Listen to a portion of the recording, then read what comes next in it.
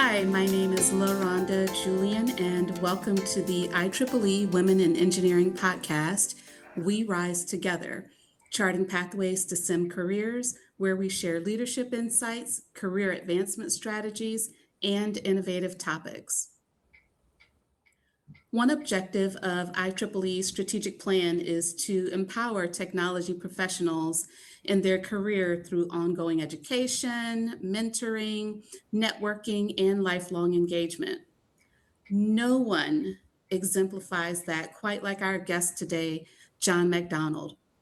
John received his BSEE and MSEE power engineering degrees from Purdue University, and he earned an MBA in finance from the University of California, Berkeley. He has been a member of IEEE and IEEE HKN for over 55 years and is a past president of IEEE PES, which is the Power and Energy Society.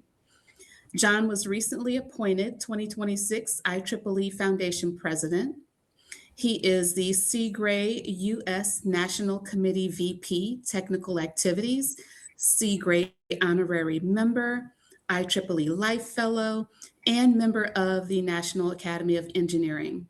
John, it is an honor and a pleasure. Welcome to the show. Thanks, LaRonda. And always a pleasure to be with you. Thank you. You're welcome. There's a quote that I found by Elizabeth Andrew that says, volunteers do not necessarily have the time, they just have the heart. And based on your very impressive resume of service, you have a lot of heart, John. Yes, Can you that's a very good quote. can you talk to us about some of the benefits of membership in these organizations, IEEE and CGRAE, and how these volunteer experiences have helped to shape your career path? Absolutely. As you said, LaRonda, 55 years in IEEE and 20 years now in CGRAE. Uh, I would say that I would say there's three probably key areas, of benefits. One would be,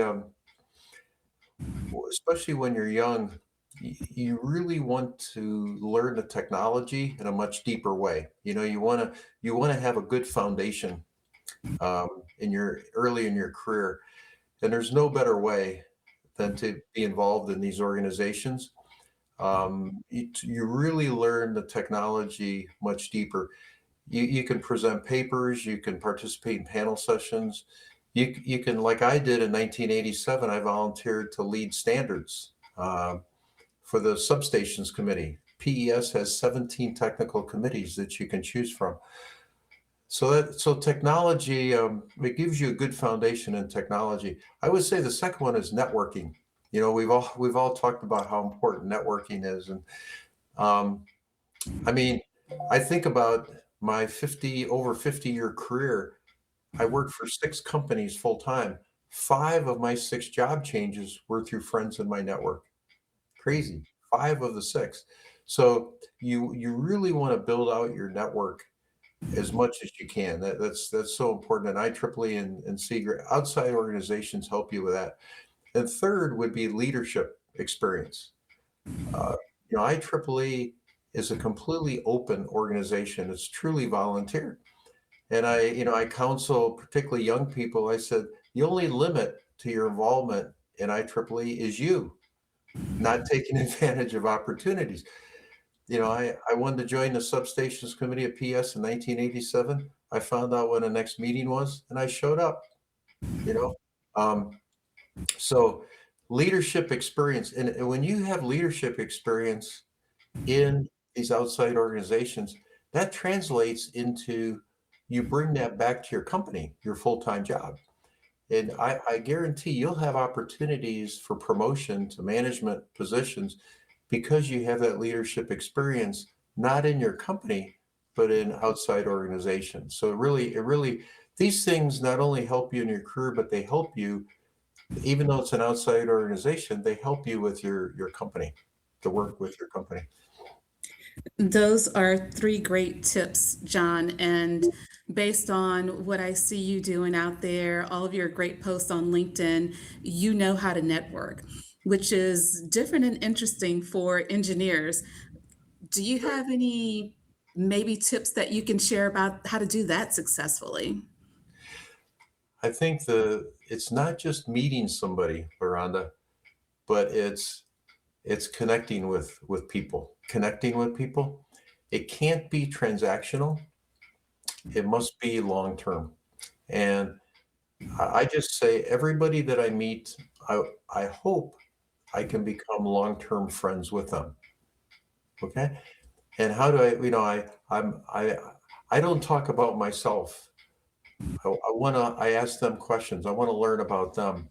I show a lot of interest in the other person or the group of people. Um, what the information I get back about them, I'm always thinking of how can I connect with them? How can I help them? How can I provide value to them? Because if I can connect effectively and if I can provide value to them, I have a better chance of nurturing a long-term relationship. And then the other thing is keep in touch with as many of your of your network as you can. You know, keep in touch with people. Uh, it's not just like I said, transactional, but it's something that's longer term. I use, if I get into a situation where I need technical information I don't have, I can rely on my network to help me to do that. So to, utilize your network. I find a lot of people say, John, I'm looking for an internship or I'm looking for a full-time job. I said, have you really utilized your network? Think about all the people you know. Think about parents of the people you know. Think about everything you can and leverage that network as much as you can. It sounds almost like you've also worked your way into a quasi mentor role through some of the networking that you've done. Tell me about the importance of mentors and maybe even being a mentee. Well, I think about it this way, Miranda, and I think about when you're young and you're in school, what you're learning is the science of engineering or the science of technology, courses, textbooks, professors, but everybody learns that. In other words, it doesn't differentiate you from anybody else, right? But when you graduate and work for a company, when you and I are interviewing graduates, right? The value that that graduate provides to your company, it's not the science of engineering, but it's the art of engineering. I call it the art of engineering. How do you apply the science in the real world? Okay. And you can't learn that in a book and you can't learn it quickly, right? How do you, and you and I mean, all of us, we have some competitive spirit and we want to be the best we can, and we want to do better than our peers. How do you accelerate your understanding of the art of engineering? Through mentorship. Through mentorship. The more experienced people you can talk with as much as you can, the more you're going to learn about the art of engineering, and you'll leapfrog, right? Other your peers, other people your age, because you'll have that edge, and it's through mentoring. So choose at least one really experienced person who you have good chemistry with, and then spend as much time as you can with that person, and the benefits are tremendous. When you're in a meeting at your company, uh, the input that you provide in the meeting, you'll have much more maturity, you'll have much more insight from what you've learned from your mentor, and it will show in the meetings. And I guarantee you'll be promoted quicker than your peers, and even management positions if you volunteer for leadership positions in outside organizations. It will really help you. John, you talked about going to school and learning the science of technology. What made you get interested in a STEM career? I I don't know why, but around 10, 11 years old, I really liked electricity and I don't know why. And I had my mom and dad buy me booklets from Radio Shack on electricity. And I read those and studied them. I was in fifth and sixth grade. And then for Christmas and my birthday every year, at that age, they bought me electronic kits and I taught myself how to solder. And I built, it's fifth, sixth, seventh grade, I built a shortwave radio, two walkie-talkies, a code oscillator. I replaced the picture tube in the TV in the bedroom that my brother and I shared. Um, and I don't know why, but I really liked electricity and I was always very good in math and science. And so I knew I wanted to be an electrical engineer when I was in middle school. Well, you talked about math and science. I can tell you personally, math is my Achilles heel. What is one thing that you have heard from students and professionals about different challenges related to them pursuing a STEM education or a career in STEM? Well, it's not going to be easy. And the one challenge I see with a lot of first year university students that I mentor, when you go to the university, it's different than high school. uh, when you were in high school, you may have been at the top of your class and you may not have had to work, you know, tremendously hard to get those A's or even in those AP classes. All of a sudden you get to the university and there's a lot of competition. There's a lot of smart people in your classes. And you find that it's not going to be maybe as easy as high school. You've really got to, work much harder. And I've counseled, in fact, uh, the son of a fellow I worked with in the 1990s. Um, his son was going to drop out of engineering at like his older brother did, and went into business. And I happened to be teaching at that university in a week, and I had dinner with his son. Went to his fraternity house, and saw him and took him out to dinner, and just said, you wouldn't have been admitted to this university if you didn't have the aptitude to do well. It's just work a little harder and you'll do it. You'll be successful. And he hung in there, stayed in there, didn't switch from engineering like his older brother had done, and graduated with electrical engineering. And I helped him get his first full-time job in the company I work for. Okay. So I think that's the biggest thing, Loranda, is the change from high school to the university. And then I think the other thing too is, um, women maybe see that it's tougher for a woman to be successful in STEM than a man. And that's why I'm really behind, the Women in Engineering manga series of comics with Rico-chan to show that young women should have the courage to do what they want to do. Don't be affected by what other people think. Pursue your dreams, what you want to do. And it's a great series of comics that show Rico-chan pursuing her dreams in STEM. I would say the other thing was, is as a student, look for activities where you can learn more about STEM, get more involved. There's in middle school, there's engineering classes. My granddaughter took an engineering class in middle school last year. There's engineering classes in high school. Um, at the company I worked for 6 years, one night a month, I had a STEM program for co-ed, boys and girls in high school. And I did one night a month, I did, different STEM programs.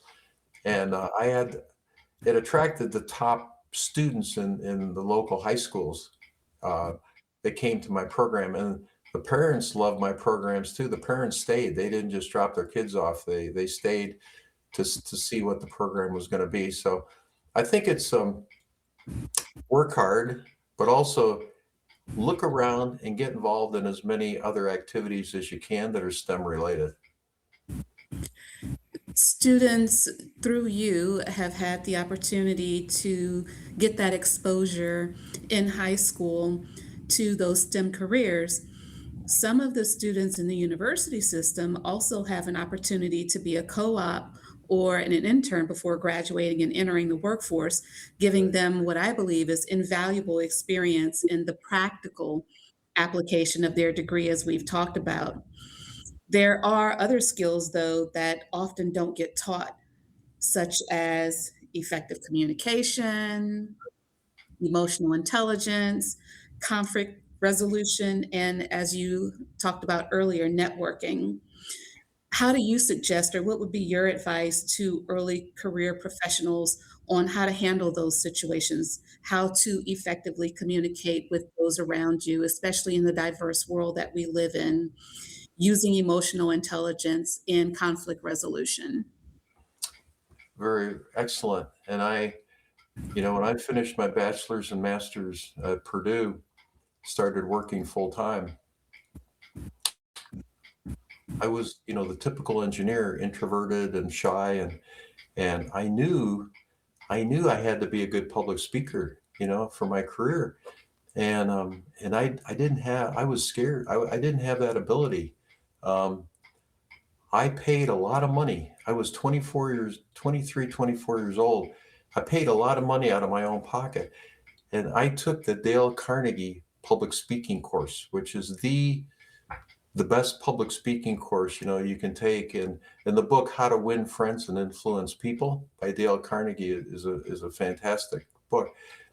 One night a week for 3 hours, I was with like 40, 50 other people up in front of people I didn't know, giving several talks each night. I was sweating like mad. I was scared to death, but I learned a lot of valuable lessons by doing that. You know, one was when I gave my talk and sat down, I said, "Oh, John, you blew it." And other people were getting up giving talks, and I thought that was fantastic. At the break, people came up to me, and I'll never forget this, and said, "John, your talk was the best one tonight." And I said, "No, no, your talk was better." And they said, "No, you were better." I learned a valuable lesson that all of us are too hard on ourselves. We're actually doing much better to everybody else than we think we are. So have confidence in how you're doing.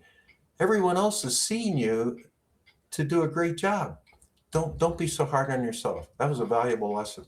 Second thing was the instructor obviously was a very good speaker, and he said, "Look," he says, no matter how good of a speaker you are, you're going to be nervous before a talk, which is good because you want to do well. You're concerned about doing well. If you didn't have any nervous energy, you didn't care. So hopefully you care. But he says, the inexperienced speaker, the butterflies are flying in every direction. And what happens is those butterflies, because they're flying in every direction, impede that person from giving a good talk. They'll forget something, they'll stutter, they'll they'll because they don't have control of that energy. He said the experienced speaker has the butterflies flying in formation. I said, "That's fantastic. I can visualize that. That's my goal. I want to be the experienced speaker." Yes, I'm nervous because I care about doing well, but I have control of that energy, and I'm going to use that energy to give the best talk I can give. So I would say things that you mentioned, Loranda, that you need, we don't naturally take in engineering school. Um, look for development, look for professional development. Also, conflict resolution. I find that I help a lot of mentees with conflict resolution when they, you know, I'll sometimes, even though we meet maybe an hour every 2 weeks or an hour every month, if a mentee gets into a conflict situation and they're not sure what to do, I may talk to a mentee 4 times in the same day because they're going through something and They really want help right away. So I would say mentoring to me is a very valuable way to help with learning how to resolve conflicts, learning how to deal with your manager, right? When things don't go well. And also engineers, we don't naturally do this, but the bigger the company you work for, you can't spend 100% of your time just doing good work. The next time there's a headcount reduction, you may be out of a job. I try it, I wanted to get a large merit increase for a very capable guy that was worked for me. And when I went to the meeting with the HR manager and the CEO of our business, they both said, "We don't know him. We don't know him." I said, "Whoa, so I counsel people. I said, spend 50% of your time doing the best work you can, but spend the other 50% tactfully promoting yourself to the key people in the organization. You have to do that. That's not natural for us as engineers. We're shy, we're introverted, but you have to do that because people have to know you. People have to know your capabilities. Then you'll have a better chance of promotions. You'll have a better chance of being included in meetings because people know what your background and experience are and know the contributions you can make. Don't just sit in your office and do good work and not socialize around the company. So I find that's so important to do. I think that it's great that you were able to internally reflect and decide which areas that you might need to work on to help you be better throughout your career. And you've also provided some great advice to your mentors about not taking yourself too seriously, marketing yourself tactfully throughout the corporation. What other advice would you have given to your younger self? I think, well, I say that when in IEEE or CRA, these organizations, when I accept a chair to be a chairperson of a group, I form a committee and and what I look for, Lorana, I look for the busiest people I can find to be on my committee. Okay? I don't look for the least busy people. I look for the busiest people. The busiest people, the ones that get things done, they're expert multitaskers. They have an extensive network to always get information that they need. They pride themselves on meeting deadlines, doing quality work, and they're honored that I asked them to be part of my team. Okay, so young people will say, "Hey, John, and I'm stressed out," and I said, "Don't allow that's not good for your health. Don't let yourself stay in that situation. The reason you feel that way is you don't feel like you're in control of the situation. So what you do is take control of the situation." And they said, "How do you do that?" And I said, "Well, when I have a lot of things to do, first thing I do, I sit down and I write everything down. I make a list of all the things I have to do, not in any order, but I just want to make sure I haven't forgotten anything. Okay. And then I go back and put the deadlines. When does each of these things have to be done? When I'm on a trip, like when I'm gone for a week and I come back, I've got a lot of things to get done. So I make a list, put the deadlines, when do they have to be done? Then I redo the list based on deadline, first, second, third that have to be done. Then I look like 3 or 4 or 5 items down from the top and say, do I have all the information I need to do this myself, or do I need information from other people? If I need information from other people, I start that process right away. Okay. Once I have that list, I know I haven't forgotten anything. Once I have that plan, I'm now back in control of my situation. So I've helped a lot of students and young people. Don't feel stressed, don't feel overwhelmed. I'll help you, take control of your situation, get organized, and then just start working through your list. And if something new comes up, which it always does, somebody says, "Hey, John, could you do this for me in 4 days?" And I look at my list and I say, well, I've got 2 things due that day. I'd be happy to do it for you, but can I have an extra day or two? And people are surprised that I'm that organized that I know I have two things due in 4 days, right? And people always say, hey, John, if you need an extra day, that's fine. I just want you to do it for me. And so then I add something to the list. I had a gap, right? And I add something to my list, but I'm in control of the situation. And I think that's important is it's when you don't feel like you're in control that you put stress on yourself, which isn't healthy. So you always don't allow that to happen.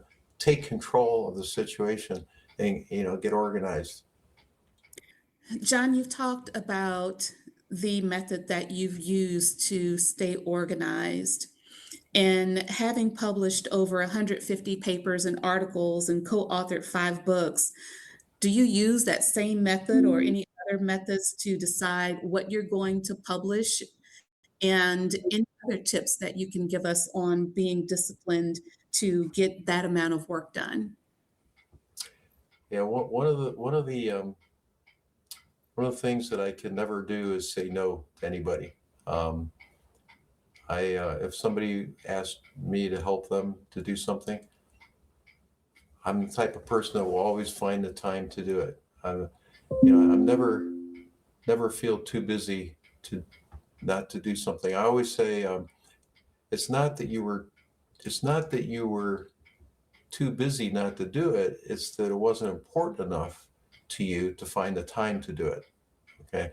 So those things that are important to you, you find the time to do. And I'm kind of unique in that being an industry person, I don't have to publish, right? Not like, say, a professor, but with 150 papers and articles and being involved with 5 books, that's a lot for an industry person. Part of it is I really feel strongly that we should all leave a legacy with all the knowledge we have and experience to others when we're gone, right? Um, and the best way to leave a legacy is a book, a paper, an article, so other people can learn from you and what you've done. So that's one of my drivers. It's funny. The second driver is when I give a talk or I talk to people. Many times, a very complex situation. It seems obvious to me what we should do going forward, and to the group of people I'm talking to, they're confused. They're not sure, and I explain my thoughts over and over again, and they still don't get it. And it's a little frustrating that it's so obvious to me. How come it's not obvious to you?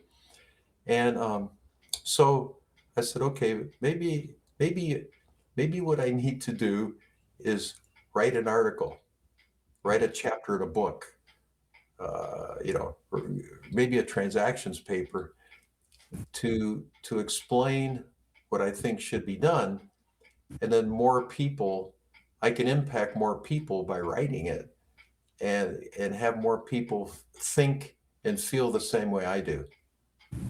So that's been a driver, is to um, you know share my thoughts with others. Hopefully they agree with me in terms of what we should be doing for the future in the different technical areas that I've written about. So um, but the good feeling is that there's books and papers out there that can help others learn, and it really leaves a good legacy for other people. Well, talking about the future, John, would you mind sharing with us what is the next big thing that you're working on? I just after 17 years of leading the technical activities for the U.S. for Seagray, I stepped down from that at the end of last year. 17 years was longer than in the over 100-year history of the U.S. National Committee of Seagray. No technical activities VP had served more than 6 or 7 years, and I served 17. So it was more than time to step down. It was a tremendous amount of time that it took to do that job. But the most exciting thing for me, this is my 6th year on the IEEE Foundation Board of Directors, and I chaired the 50th anniversary campaign, and I was also the Vice President of Development the last 2 years. But the board asked me if I would be president beginning this year. So what's really exciting for me, beginning this year, is I'm the IEEE Foundation president. Um, and the foundation holds about 280, 290 funds that support all the scholarships, the awards, anything involved with money across all of IEEE. And I've always said, that so many people helped me with successes in my career. And when I got older and I was able to, I wanted to give back as much as I could, give back to people. And there's no better way to give back than the IEEE Foundation. You know, um, you look at all the impact that all of the programs have. It is so gratifying, um, to be a part of that. To help empower that, and I just love it. I really love it. It's perfect for the stage in my career that I'm at. I don't. You reach a point where you don't need any more awards and recognition yourself. You're very happy with what you've done, and your goal is to help others achieve the successes that they want to achieve. And if, and that the better feel the best feeling I have today is if I help a young person achieve a goal they didn't think they could achieve, and they say, "Hey, John, I couldn't have done that without your help." There's no better feeling than that, but much more than any award that I would receive myself. Well, you've made the IEEE Foundation a family affair because your dog Bruno is IEEE Foundation's chief canine. Could Right. you please tell us how he serves in his official capacity? He is basically the mascot. He's a golden doodle. And it was ironic that 3 years ago, when I chaired the 50th anniversary campaign, we put a video together to launch the campaign at the IEEE Board Series. It was February of 2023. And when they filmed me in different parts of my home to put into the video, um, Bruno was always wanted to be next to me. And 4 or 5 different takes were done where my wife and Eileen from the IEEE Foundation staff kept pulling him away, and he wanted to be with me. And I felt sorry for him, and the very last take was in the living room of our home. And of course, he's laying right next to my leg, and we didn't want to pull him away. So we said, let's go ahead and film last take with Bruno. And so we did, and I'm petting him while I'm talking. And in the middle of my talking, he moves his head to be on top of my leg, and he looks at the camera. It was fantastic. And anyway, the professional media company used that take in the video, and we launched the video 3 years ago. And it's kind of unique to see an IEEE video where you're in my home and I'm with my dog. A lot of people knew me, but they they said, "Wow, John's dog is so important. His dog's included in the video." And it just took off, Loranda, from there. People fell in love with Bruno. And so, the things we do now are Bruno approved. There's, stickers that we have that, that a Bruno approved sticker. These were given to IEEE board members, mini Brunos, and an IEEE Foundation board. And so it's really, we have Bruno stocks, um, but if you think about the IEEE Foundation, how do you connect with someone, we donate 3 different ways: time, talent, or treasure, right? You can donate your time, donate your talent, your experience, or treasure, money. Um, and people want to feel connected with an organization. They want to see the benefits, the impact, and what a very powerful way to connect is through a pet, right? We're all of it. We're in love with our pets, and I think that's why Bruno just touched the heart of so many IEEE members. And, and then the women in engineering, when they started the manga with Rico-chan, said, we want Rico-chan to meet Bruno in a feature comic. And we did that. So there's one comic that where Bruno meets Rico-chan. In fact, the cover of that comic, Laranda, is right here over my shoulder. That's the cover of it. It's framed on my wall. Uh, you know, Rico-chan and Bruno barking up the stem tree. So uh, Rico-chan and Bruno are good friends. So I think it was so unique to IEEE, Laranda, when it happened, that it just stuck. It resonated. And it's amazing that it's been 3 years now. And you still, when I go to IEEE meetings, people don't say, "Hey, John, how are you doing?" They say, "How's Bruno?" So I'm second now to Bruno. John, it has been incredible spending this time with you today and learning about how you, over the span of your career, have created a legacy for yourself as well as helped other people to come into their own. Do you have any parting words that you would like to share with us? The one thing that uh, I'll emphasize again is there's so many opportunities out there, particularly in IEEE, the women in engineering, 39 societies, uh, the regions around the world. There's so many opportunities to get involved. Don't don't shortchange your career development. You know, take advantage of these opportunities. IEEE is unique. It's a volunteer organization. There's no qualifications. There's no restrictions. It's open to everybody.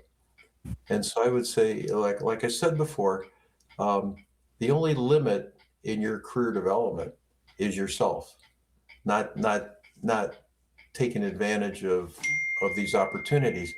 Um, so really, and mentors can help you with that, right, and help you get connected. But really take advantage of opportunities and get involved. But when you get involved, don't just join and sit in the back of the room. You want to get involved and lead. You want to be one of the leaders. The more you put into something, the more you get back. And so you want to be a leader, help drive the organization. So you not only, as I said, you'll learn the technology deeper, you'll expand your network of contacts, and you'll get valuable leadership experience, which will help you in your career. So really take advantage of all the opportunities that are available. John, thank you so much for your insights, for being such an inspiration to all of us, and for being our guest today.